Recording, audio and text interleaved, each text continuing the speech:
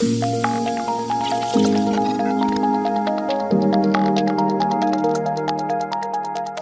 to Scrolling to Death. Today, I am so grateful to be joined by Chris Vineis, founder of Unite for Safe Social Media. Welcome, Chris. Thank you. Delighted to be here. Yeah. So I'm excited about this conversation because I talk to lots and lots of parents who have been affected by social media some way, or whose children have been affected by social media in some way or another. And you're a parent, but you're also here as a grandparent, which is really important to have this conversation because grandparents are also recognizing the severity of the problem with social media and watching your grandchildren and their habits. And you want change too. And you want kids to be experiencing safer social media spaces or online spaces. So anyway, tell me how you got here, kind of what led you to create this organization. I'd love to hear that story. I was actually retired. I worked for 40 years in government relations in DC, primarily in the field of transportation. So you're in LA, and I've been part of building a high-speed rail line from LA into Las Vegas, as an example. Wow. Worked on really cool, broad, complex projects um, that needed diverse coalitions. I loved doing all that, but it was time to retire when my husband did, and I was retired for 2 years and attended a conference where I was just volunteering, but it was a blockbuster conference all around social media harms. And at the conference, Kristen Bride spoke, Vivek Murthy spoke, the then Surgeon General, Yep. Tristan Harris, and Frances Haugen. And they revealed to me these incredible harms I had no idea were taking place and being wreaked upon our victim young people who are victims, and really was shocked to find that there were no guardrails for an industry that was totally out of control. So it was really Dr. Murthy who spent a lot of time at this conference talking about the need for collective action. Mhm. For in the absence of guardrails, what could we lean on? We had to lean on one another and work together, support one another. It was too hard to go it alone.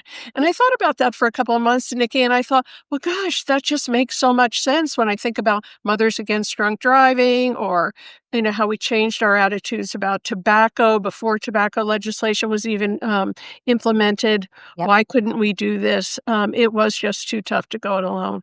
So I thought, I'm just gonna jump in, and if I could make just a tiny little difference in, giving parents the research information and the data to get educated, and then inspire them to work together.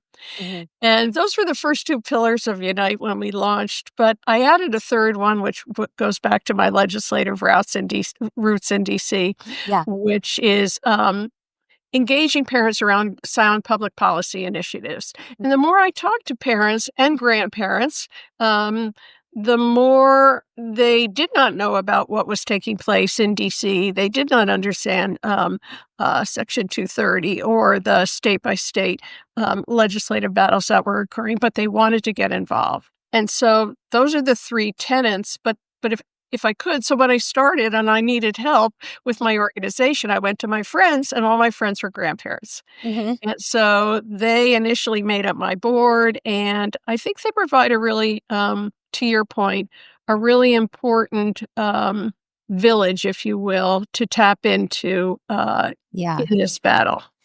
Yes, and I want to get more into that, but to back up a little bit, you said at the time when you attended that conference, you just had no idea about the harms of social media. Why do you think that is? Because once you know, you can't unknow. You're like, "Oh, wow, that all makes sense, and I'm seeing this in my own home or my children's homes." But why do you think that a lot of people don't know the harms? I think, and I would speak for many grandparents in particular, you see your grandchildren with their heads in the screens, but you don't understand the implications, the future harms. You don't really understand what's happening other than that grandson or daughter is not with you in that moment. So I think truly it's just a lack of naivete. But Yeah. but once you start talking about it, it's revelatory to people. Mhm. Um But I think it's kind of the deep dive that does not occur with a lot of people. Yeah. Once you started getting educated on the harms of screens or social media, what worried you the most? Like, what did you find out about that was something you wanted to make sure that your grandchildren were not exposed to? I think the early intervention, the starting I saw so many families who were who were trapped, who were way down the rabbit hole with, if you will, grandchildren who were 13 or 15 and already addicted, if you will. Mhm. So that's what concerned me the most, that people just were not thinking about it. And at age 8, just whipping out a smartphone contract and giving the child that potentially, dangerous weapon without any discussion as a family about what digital, philosophy would be, Mhm. and you know better than I do. Now the stats are out that there's the implications for harm for toddlers is so devastating. So I think Yeah. early intervention what was concerning me the most, and that's what I encourage families to do. Mhm. Even when you know you're expecting, start talking about Mhm. what screen life's going to be like in your family. Yeah, I was just talking to a couple of advocates and we were saying, why don't when parents come home from the hospital with their baby, there should be a packet about screens that goes home with them, right? Because it's that important. And what we're seeing is changes in children's brains who are being exposed to especially one-to-one device, like given a tablet when they're babies or toddlers and spending a lot of time with it. It's changing the gray matter in their brain, not in a good way, and doctor can speak to that more clearly. But also when it comes to the addictiveness of the platforms, the more exposure to those quick hits of dopamine kind of dulls those receptors. And so everything else in life seems more boring. And it just is harder for kids to get excited about anything that's not on a screen. And imagine that starting from when they're a baby or a toddler, how hard it would be to get out of that when you're a teenager, and now you really need it for school and to communicate with friends. And how do they separate those worlds? Right. So, I think being a grandparent, tell me your grandkids' ages. I just have one, and she's 4. Okay. So 4-year-old. I wonder if there are grandparents listening and they're kind of witnessing their kids exposing the grandkids to a lot of technology. Like, how do you approach that conversation? Because this can be very tricky. And even, the flip side of a parent who has a grandparent that's exposing the grandkids to a lot of technology when they're maybe babysitting or something. Like, how do we have those conversations? Yeah, no, and I think you're right. It's very tricky, and every family is different, and Yeah. depending on what your relationship is with your daughter or your son-in-law, or vice versa. But on the other hand, I do think that grandparents often have unique and special relationships with their grandchildren. They're sort of held in high regard. We may spend a little bit more special time with them and listen. And I think that grandparents too, like the recommendations that we give parents, right, can draw on those unique relationships and have open, curious conversations with our grandchildren and very fairly say, "Hey, look, this is so different than the way I raised your mom or dad. Yeah. Here's what life was like then," and offer a long, genuine perspective that hopefully will be, listened to. Mhm.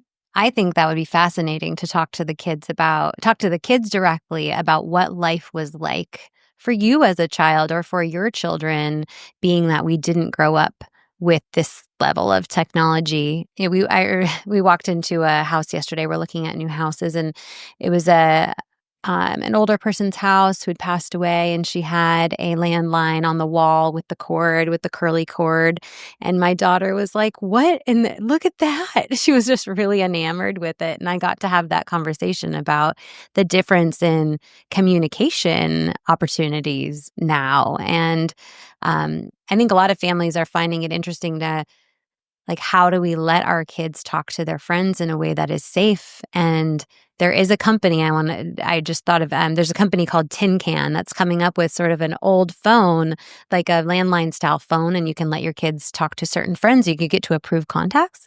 But yeah, you should look up that company because I think we need to go back to some of those basics of verbal communication with all without all the other threats that come from smartphones.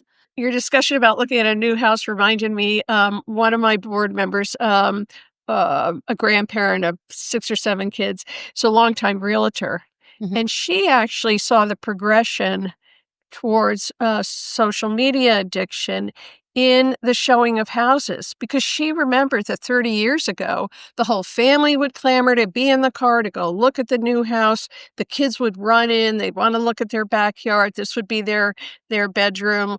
All of that was so exciting, and now if they can convince for the majority of families she takes, it's a struggle to get the child to come. They just stay in the car. They're on their smart devices. There's no engagement or, attention to what may be a new dreamy home to imagine. Mhm. Even an experience like that is different. Yeah. And I would say it's not as good. No, I would agree because there's so many important learning opportunities through touring a home or, say, being at a grocery store and instead of putting the kid on the device to distract them so you can focus on shopping or, God forbid, maybe even like listening to a podcast yourself or talking on the phone, like take that opportunity to talk to them about food and health and prices of food and the people that you see and all of the things around you. Like, we're blocking a lot of those opportunities. What an interesting perspective from a realtor. We really just see this across the board. Yeah, no, I agree. I agree. The other thing I think that grandparents have that is a plus is that we have the benefit of time. Mhm. We can take time to research, to read, Mhm. to figure out how that first conversation, should go with our grandchildren. When we know that our kids, who are now the parents, are often overloaded.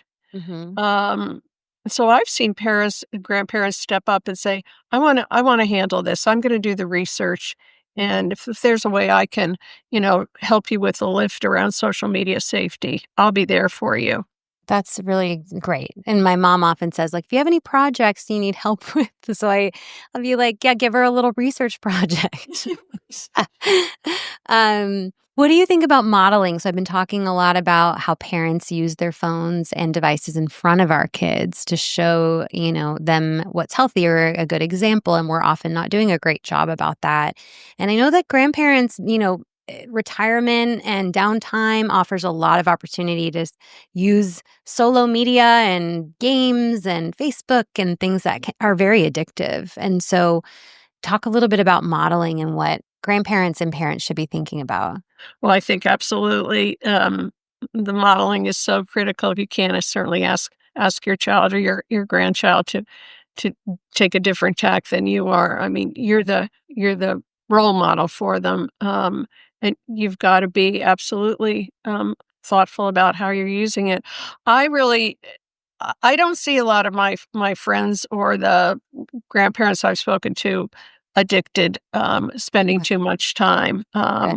But I think, honestly, Nikki, in some parent groups that I've spoken to, I think a little bit of the pushback is that it becomes crystal clear that you as a parent are going to have to change the way you use Yeah. that smart device also, Yeah. and that can be tough. Mhm. Um, I think conversation is helpful.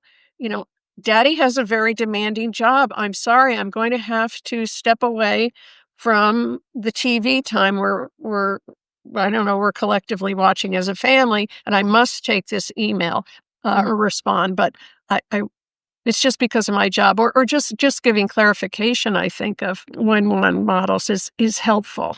Yeah. I want to get to some legislative recommendations, but first to kind of close out what parents can do. Any other tips for parents or grandparents regarding our decisions at home and what's within our control that we didn't cover yet? I think if we're going to talk about collective action or legislative action, I think Yeah. this is a whole constituency that we could galvanize and get more involved. Mhm. Um, again, they have the time to call their members of Congress. They have the time to write letters. They maybe have the economic wherewithal to make contributions to organizations like mine or Fair Play or yours. I did a quick Google search and I found that 1.4 million kids are raised solely by grandparents in the United States. So this is an important constituency that we should embrace and Mhm. use as we can. It's interesting because there's a conversation around, like, where does the responsibility lie when it comes to online harms and social media harms? And I've definitely learned that no matter what you do as a parent, your child likely will still be exposed to some kind of harm online because you can restrict devices entirely and they will still see inappropriate things on friends' devices or a school issued device. And so that's when I realized, oh, we need laws. We need someone to require the companies that market to children to provide safe platforms for children, and that currently is not the case. I do regularly recommend that parents contact their elected officials in order to let them know what we're struggling with because I think they really want to do right by us. And they're getting a lot of pushback from big tech lobbyists on the other side. What do you know about lobbying? Do you have some insight into that? Because it can be really hard, and it has been really hard to get anything passed on a federal level related to online safety because of that lobbying. So, can you speak to that at all? Well, it's just an awful lot of money, right? Isn't it? $27 million in just by Meta alone. I counted up their lobbyists at the end of the year. With their in-house lobbyists in DC and their the host of lobbying firms that they have large contracts with. There was over 65 people, so it was one per four members of Congress. Mhm. Um, and those people have good relationships. Many of them came. I know many of them came off the Hill where they were working side by side in committee hearings. Yeah. Um, it's very tough. Nikki, what I'd like to see is, and maybe this. Well, I'm going to try to work on this year. I would like to see us broaden our base of coalition components so that we have more businesses supporting healthy childhood development. So we've got the toy manufacturers, right? We have the children's publications. Highlights for Children is headquartered here in Columbus. I want to talk to them about COSA and just sort of broad-based healthy childhood development, returning to the real play that Jonathan Haidt talks about. Sports manufacturers. On one large retail manufacturer's website, Tom Brady says athletes are distracted. Why are they distracted? Hmm. High school sports organizations are really, really powerful. And yet social media is plaguing these athletes, particularly after a bad game. Kids are leaving teams because they can't bear the brunt of the remarks that are coming over social media platforms. Are can we add voices like that? There's a whole industry of family engagement. Every university's got a family engagement department. There's a National Family Engagement Association. Can they weigh in? That's Chris Vineis's crazy idea, but I just think the more people we have joining our coalition, the better. And I know we have 200 incredible organizations that have been hard at work. Yeah, Uh, but this year in particular, I'd like to try to get a few more I love that. different industries. Yeah. I mean, when it comes to sports, what I think of is, so I surveyed parents and I said, why did you give your kids social media? So I surveyed parents who'd already given access. And number one reason is obviously because they feel left out. All their friends are on there. But number two reason was because of some kind of sport or club related to the school was communicating on there. So they were sort of required to have it. So if the sport or the school is requiring them to be on there for communication, now they're exposed to all of the dangers. So we need to definitely not have schools requiring children to be on there for extracurricular sports or clubs. And then you mentioned toy manufacturers. I've been having a real hang up about when I see babies with toy phones, like toy iPhones. What do you think when you see that? My granddaughter the other day was showing me her phone, and I was going crazy, and I said to my son, "What is that?" And he said, "It's a rattle." But still, to your point, someone purchased a rattle in the shape of an iPhone for my granddaughter. She said she got her mail through it. I mean, I went through the roof. It turned thank God it's just a rattle. But But it's showing them, babies. So your granddaughter's 4. She's looking at all the adults around her that have something attached to their hand all the time or their pocket, and it is a phone. And so they think I must need one of those. And then we give them one as a toy to further ingratiate them into being, addicted or attached to a phone. I just think given the research of how bad these smartphones are for children and teens, they should not be in the shape or form of a toy. right. No, I totally agree.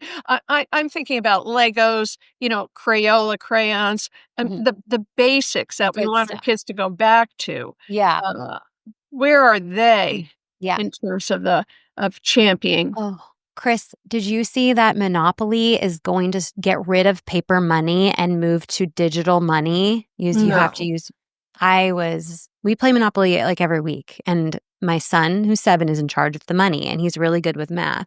Like, and the hundreds and thousands of comments being like, "Why would they do this?" crazy. Maybe I'm wrong, Nikki, about the toy manufacturers. I don't think so. I think that someone needs to be the voice of it. Someone needs to be questioning because that means a room full of people at Hasbro or whatever company owns Monopoly were like, we don't need the dollars anymore. Everything's online anyways. But just because that's how it is regarding digital use, but it's not safe for kids. So we need to separate and push back on that's just how it is. Right, right. Like digital education, right? Yeah, Yeah. just how it is. Yeah. Yes. Do you know I'm Getting really deeper and deeper into the lives. I know you've been very active in that. That's Yes, okay, terrific. good. Yeah. So if parents are interested in, we won't get into the detail of ed tech and gamifying education today, but at techsafelearning.org, listeners can go get some of the data around digitizing learning and then also resources to advocate at your school. But I'll move on from that. When it comes to advocating for laws and legislation, there's federal is hard, but there are some bills that have been around and are hopefully getting reintroduced this year that we can talk about. But I think that more traction can be made on a state level regarding some of the online safety. But how do constituents, regular people, get involved? And I've learned that it's pretty easy. But can you explain the process of what we do to make our voices heard to our lawmakers?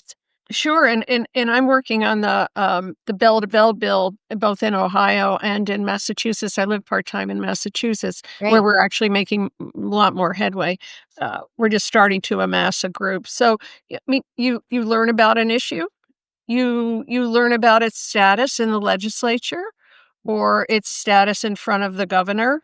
You write a letter. I think it's so important to get in front of a member, though. Try to get a meeting and tell your personal story. Take a constituent with you. So if you can take someone else who resides in that same legislator's district, who has a similar story, um, and if you could take a third person, I'd take a trade association rep. So take someone from the Ohio Mental Health Association or the behavioral health hospital that has headquartered in Columbus to give you some legitimacy, um, and then see if you can't get a meeting at your school with parents, and just sort of grow and grow and grow. But I think again back to my concern about or my desire to expand our coalition, get as many diverse voices as you can so that the member really feels like this is a driving, important issue that Yeah. is supported by a diverse coalition of people who vote for he or she Yeah. uh, in the district, and then get in front of committee staff. Because often your member may not be on the appropriate committee, right, that's going to hear that bill, but get an entree to the professional staff And if you can, find someone who knows the committee chair who, again, has a story to tell, who takes a well-documented, presentation to the committee chair, and then find a champion who will then introduce your bill. And I think that's what the Phone Free Schools has done really well in many states is find a champion who Mhm. is in the appropriate spot to introduce a piece of legislation and drive support among her her colleagues in the legislature. Yeah, okay. And I would say I knew nothing about any of this for about a year and a half ago, and I've had a crash course. And just recently realizing that it's really important to know what committees they're on, because then they're the ones that are going to discuss and mark up bills that you may be interested in moving forward. So, but backing up as a baseline, like just find out who your representatives are and your senator, find out who your representative is in your district, and then your state senators. I will say that I met with we have a new representative in my district, and I met with one of his staffers last week, and he shared some interesting tips. He said, um, focus on your constituency, focus on your representative. If you're calling a representative that you're not a constituent of, it almost detracts from the issue, which was an interesting perspective. We all kind of, I wouldn't say attacked, we all kind of bombarded Speaker Johnson late last year, trying to get him to put Kids Online Safety Act for a vote.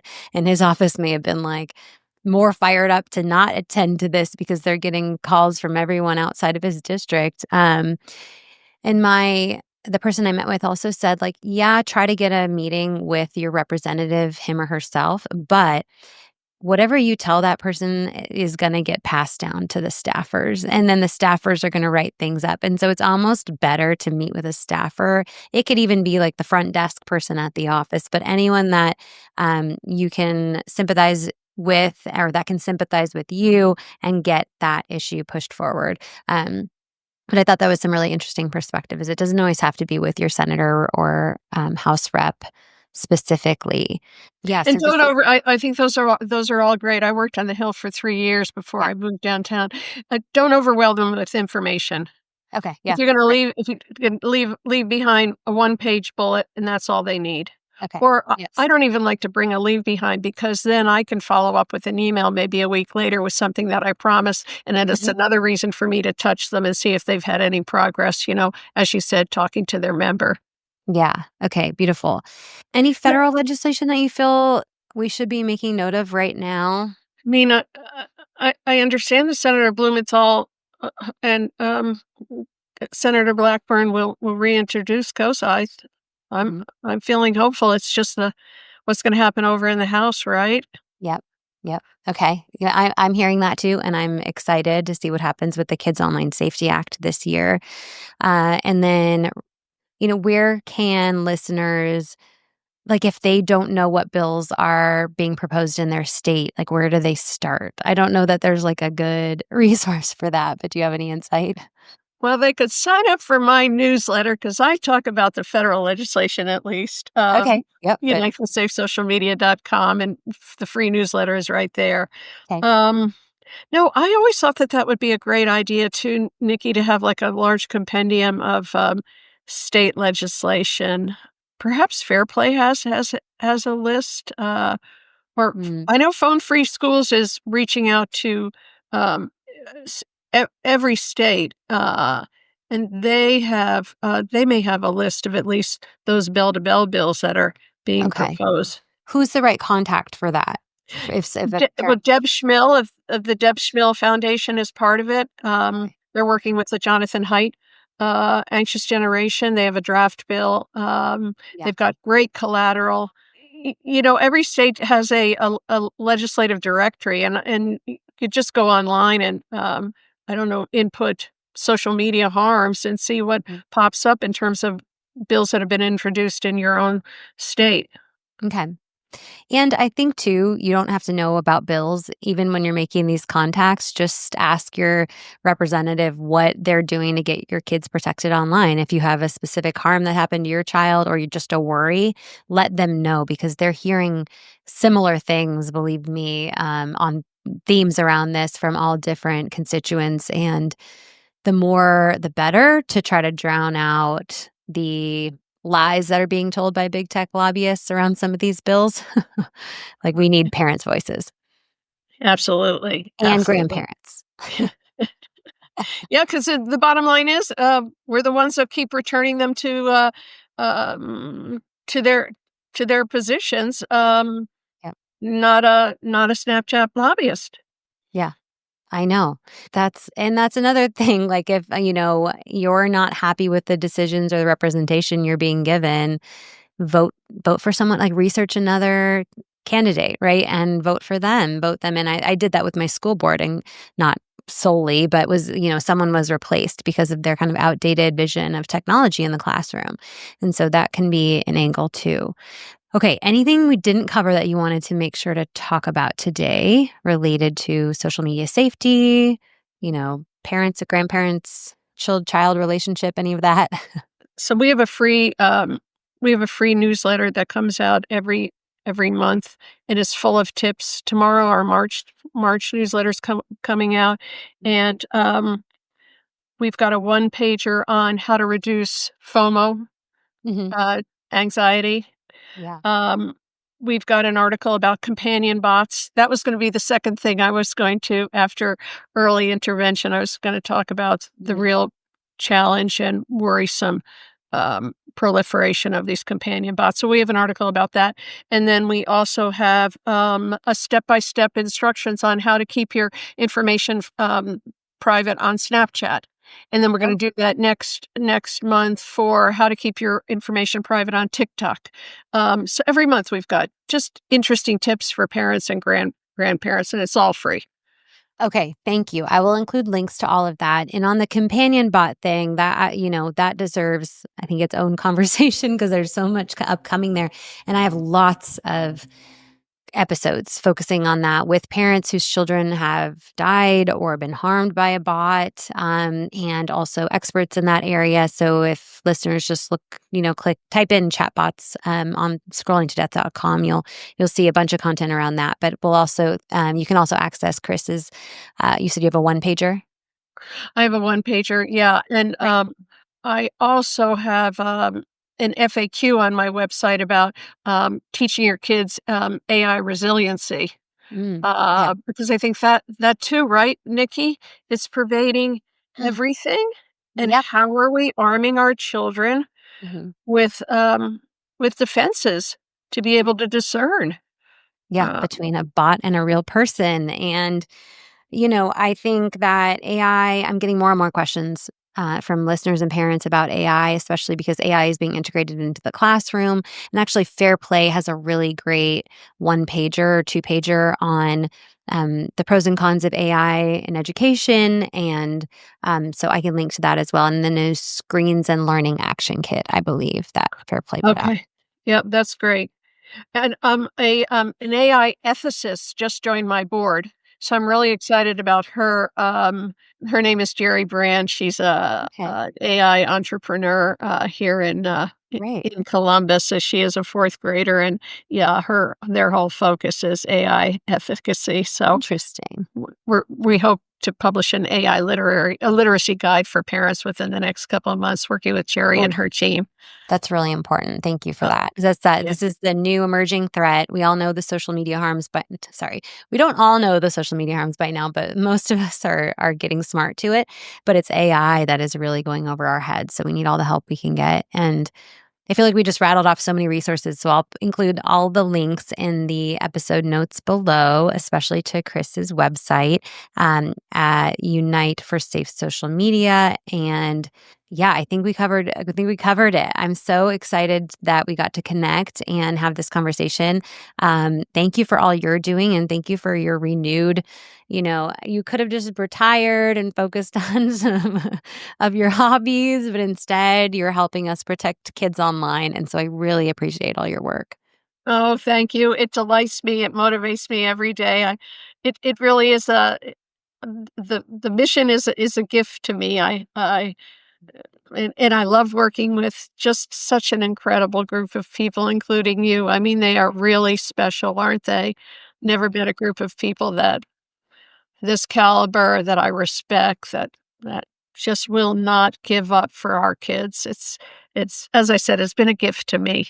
I feel the same. And some of my great friends are now people in this space. And so I think you say the same. So, Chris, thank you. Let's stay in touch. And thank you to everyone for listening. Thank you, Nikki.